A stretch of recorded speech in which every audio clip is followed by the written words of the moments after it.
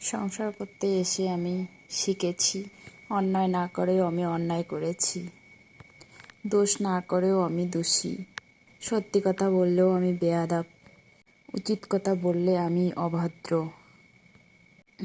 এখানে মেয়েদের কোনো শখ থাকতে নেই। আসলে মেয়েদের জীবনটাই এরকম।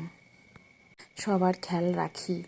নারী সংসার করে, বাচ্চা সামলায়, সবার খেয়াল রাখে, অথচ নারী খেয়াল রাখার তো দূরের কথা, 2 মিনিট বসে তার মনের কথাগুলোও শোনার মতো কেউ নেই।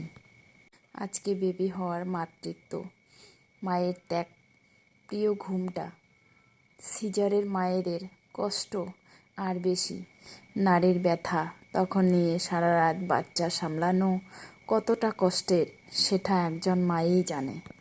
যে নারী ঘর গোছাতে পছন্দ করে তার নিজের বাড়ি হয় না, যে ঘর করতে চায় সে সঠিক বর পায় না।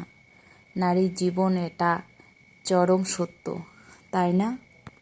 আমার মেয়ের অনেক অনুভূতি, শাশুড়ির কত কথা শোনায়, কত অভিযোগ, তার পরেও আমার মেয়ে গুছিয়ে সংসার করে, মন জয় করতে কত কিছু করে, অথচ মা আমাদের প্রতিটা মুহূর্তে আশীর্বাদ রাখে, তাদেরকে একটুকু আমরা সেবা করতে পারি না। যখন আমি বুঝতে পারি ভুল মানুষের সঙ্গে সংসার করছি, তখন সে না পারে ছাড়তে, না পারে ধরতে। ছাড়তে গেলে জীবন, সারা জীবন ডিভোর্সি, কলঙ্ক, সন্তানকে নিয়ে একা বাঁচতে হবে, আর স্বামীর সাথে থাকতে হলে অবহেলা নিয়ে বাঁচতে হবে।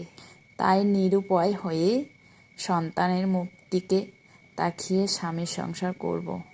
সত্যি জীবনটা অনেক কঠিন চলার পথটা আমার। আজকে মনের সুখে একটু তোমাদের সঙ্গে কথা শেয়ার করলাম বন্ধুরা। বাবার বাড়িতে এসেছি ছেলেকে নিয়ে প্রথম ঘুরতে।